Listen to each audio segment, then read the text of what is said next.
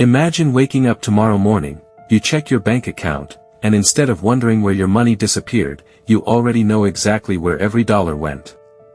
No stress. No anxiety. No panic when bills arrive. No feeling guilty every time you swipe your card. Sounds impossible. For millions of people, this isn't a dream. It's simply what happens when they have a budget. Here's something that might surprise you. Most people don't become broke because they don't earn enough money. They become broke because they never tell their money where to go. Think about it. Have you ever received your paycheck and thought, this month I'm going to save money? Then a few weeks later, your account was nearly empty. You paid your rent. Bought groceries. Ordered food a few times. Subscribed to another streaming service. Spent a little on online shopping. Maybe grabbed coffee every morning. Nothing felt expensive on its own. But somehow, your paycheck disappeared. If that sounds familiar, you're not alone. According to numerous financial studies, many people struggle to cover unexpected expenses because they don't have enough savings. Not because they're lazy, not because they're bad with money, but because nobody ever taught them how to manage it. Schools teach algebra. They teach history. They teach science. But almost nobody teaches one of the most important life skills you'll ever need: how to control your money instead of letting your money control you. And that's exactly what you're going to learn today. By the end of this video, you'll know how to build your very first monthly budget, even if you've never created one before. You don't need to be rich. You don't need a finance degree. You don't need complicated spreadsheets. You only need one thing: a willingness to take control of your financial future. Let's begin. The moment many people hear the word budget, they imagine something negative. They picture giving up everything they enjoy. No vacations. No eating out. No shopping. No entertainment. Just endless sacrifice. But that's not what budgeting is. A budget isn't a punishment. It's a plan. Imagine you're about to take a road trip. Would you simply get in your car and drive without knowing where you're going? Probably not. You'd use a map, where GPS money works the same way. Without a plan, you're simply hoping you'll reach your destination. Hope is not a financial strategy. A budget is your financial GPS. It tells every dollar where it should go before you spend it. Instead of wondering where your money went, you decide where it goes. That's the difference. Here's one of the biggest myths about budgeting. Budgeting is only for people who don't make much money. That's completely false. Some people earn $30,000 a year and become financially stable. Others earn $300,000 a year and still struggle with debt. Income matters. But habits matter even more. If spending always grows with income, you'll never feel wealthy. This is called lifestyle inflation. The more money people make, the more they spend. A bigger apartment. A newer car. More expensive clothes. Luxury vacations. Before long, they're earning twice as much but saving exactly the same amount. That's why budgeting isn't about income. It's about control. Let's imagine someone named Alex.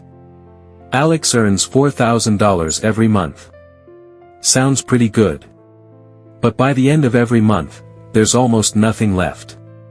Alex doesn't know where the money went. He remembers paying rent, buying groceries, eating out, streaming subscriptions, shopping online, fuel, coffee, weekend trips. Nothing seems too expensive. Yet somehow, everything adds up. One day Alex finally decides to track every dollar for 1 month. The results are shocking. Coffee, $140. Food delivery, $320. Random online shopping, $410. Subscriptions he forgot about, $95. Impulse purchases, $280. None of these felt like major expenses individually. Together, they cost over $1,200. That's the power of budgeting. It shines a light on the money leaks you never noticed. Here's another surprise. Most budgets don't fail because they're complicated. They fail because people make them unrealistic. They promise themselves, "I'm never eating out again. I'm never buying coffee. I'm never having fun." Then after one difficult week, they give up. A successful budget isn't perfect. It's realistic. You should still enjoy life. The goal isn't to eliminate happiness. The goal is to spend intentionally. There's a huge difference between spending money intentionally and spending money emotionally. Have you ever bought something because you were bored, stressed, sad, excited, lonely? That's emotional spending. Businesses know exactly how emotions influence buying decisions. Limited time offers. Flash sales. Buy one, get one free. Only 3 items left. Countdown timers. These marketing techniques are designed to trigger emotional decisions instead of logical ones. A budget protects you from these traps. Instead of asking, "Can I afford this?" you'll ask, "Does this fit into my plan?" That's a much smarter question. Here's something successful investors understand. A budget creates freedom, not restrictions. Imagine 2 people. One earns $10,000 every month but spends $10,500. The other earns $4,000 every month and spends only $3,000. Who is actually richer? The second person. Because wealth isn't determined by income. It's determined by what you keep. Money you don't control eventually controls you. Every dollar that enters your life should have a purpose. Job 1. Pay your necessities. Housing. Food. Transportation. Utilities. Insurance. Job 2. Protect your future. Emergency savings. Insurance. Debt reduction. Job 3. Grow your wealth. Investing. Retirement. Education. Job 4. Enjoy your life. Entertainment. Travel. Hobbies. Dining out. Yes. Fun belongs in a budget. Because life isn't only about paying bills.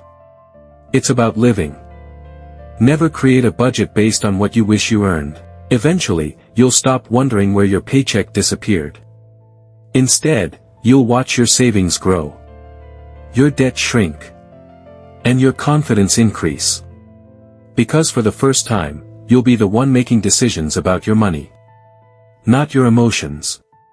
Not advertisers. Not impulse purchases. You. And that's where real financial freedom begins. Now that you understand why budgeting matters, it's time to create one. Don't worry if you've never done this before. By the end of this section, you'll have a complete monthly budget that you can start using immediately. And here's the best part. You don't need expensive software.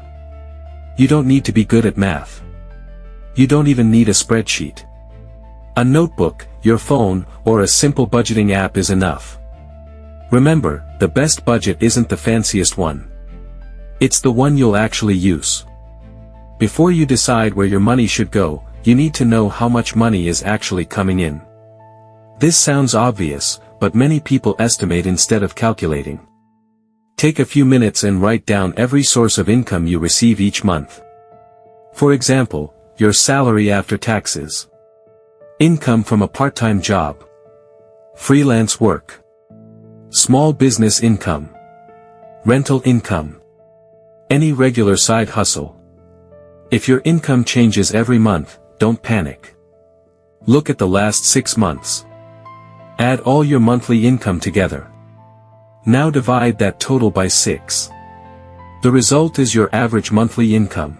This gives you a realistic number to budget with instead of guessing. For example, January, $3,800. February, $4,100.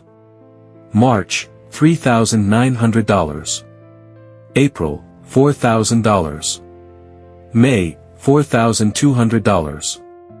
June, $3,700. Average monthly income, $3,950. This is the number you should use when building your budget. Never budget based on your best month. Always budget based on your average month. That one decision alone can prevent many financial problems. Now comes the part that surprises almost everyone. Most people think they know where their money goes. But when they actually track it, they're shocked. For the next 30 days, write down every single expense. Yes, every single one. That includes your morning coffee, parking fees, streaming subscriptions, online shopping, fast food, tips, impulse purchases. Everything. Nothing is too small. Why? Because small expenses become big expenses when repeated over and over again. Imagine buying a $6 coffee every weekday. That doesn't sound expensive. But over 1 month, it's around $120. Over 1 year, that's more than $1,400. And that's only coffee. Now imagine adding snacks, food delivery, subscriptions, and impulse shopping. Suddenly, you found thousands of dollars that were quietly disappearing. Tracking your spending isn't about feeling guilty. It's about becoming aware. You can't improve what you don't measure. This is one of the most important steps in budgeting. Many people confuse needs with wants. Let's make it simple. A need is something you must have to live and work. Examples include housing, utilities, basic groceries, transportation, health insurance, essential medicine, minimum debt payments. A want is something that improves your lifestyle but isn't essential. Examples include restaurant meals, coffee shops, streaming services, new clothes you don't need, gaming, luxury electronics, vacations. Now here's where people make mistakes. They try to eliminate every want. That's not realistic. If your budget feels like punishment, you probably won't stick with it. Instead, decide which wants truly bring value to your life. Cut the ones you don't really care about. Keep the ones that genuinely make you happy. A successful budget isn't about removing joy. It's about spending on purpose. Once you've tracked your spending, organize everything into categories. Here are some common ones: housing, utilities, food, transportation, insurance, debt, savings, investments, entertainment, shopping, subscriptions, health, personal care, miscellaneous. Grouping your expenses helps you see patterns. Maybe you're spending far more on food delivery than groceries. Maybe entertainment is costing twice what you expected. Numbers reveal the truth. And once you know the truth, you can make better decisions. Most people do this: earn money, spend money, then save whatever is left. Usually, nothing is left. Successful people reverse the order. They earn money, save first, spend what's left. This idea is called pay yourself first. Think of savings as a monthly bill. Just like rent. Just like electricity. Just like your phone bill. Except this payment goes to your future self. Even if it's only $50 or $100 a month, start. The habit matters more than the amount. Small savings grow into large savings through consistency. Life is unpredictable. Cars break down. Phones stop working. Medical emergencies happen. Jobs change. Without savings, these situations often become debt. An emergency fund protects you. Your first goal doesn't have to be huge. Aim for your first $1,000. Once you've reached that milestone, continue building until you have 3 to 6 months of living expenses. This money isn't for vacations. It isn't for shopping. It isn't for birthdays. It's only for real emergencies. Knowing you have money set aside for unexpected events brings incredible peace of mind. Here's a simple but powerful concept. Imagine your monthly income is $4,000. Instead of wondering where it goes, assign every dollar a purpose. For example, rent, $1,300. Utilities, $200. Groceries, $450. Transportation, $250. Insurance, $200. Debt payments, $300. Emergency savings, $300. Investments, $300. Entertainment, $200. Dining out, $150. Miscellaneous, $350. Every dollar has a destination. Nothing is left wandering. This approach helps eliminate waste because every dollar is working toward a goal. One reason budgets fail is because people forget expenses that don't happen every month. Things like car maintenance, holiday gifts, birthdays, annual subscriptions, insurance renewals, school supplies, medical checkups.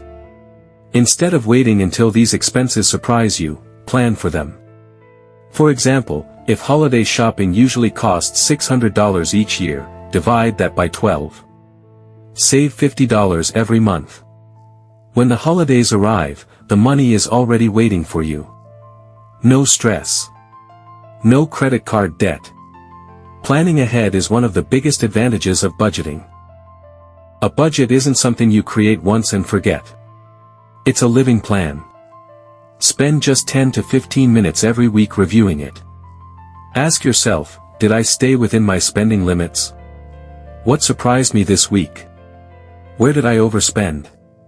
Where did I save money? Do I need to adjust anything next week? These small weekly check-ins prevent big monthly surprises. Many people quit budgeting after making one mistake. Maybe they spent too much on dining out. Maybe they forgot to record a purchase.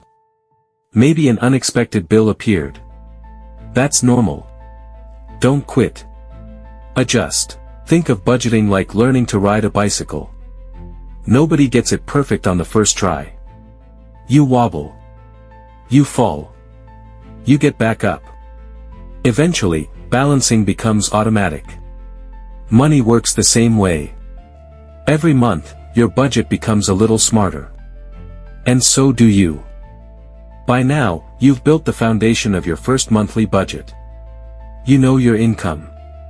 You've tracked your expenses. You've separated needs from wants. You've started saving. And you've given every dollar a purpose. You're already ahead of millions of people who never take this first step.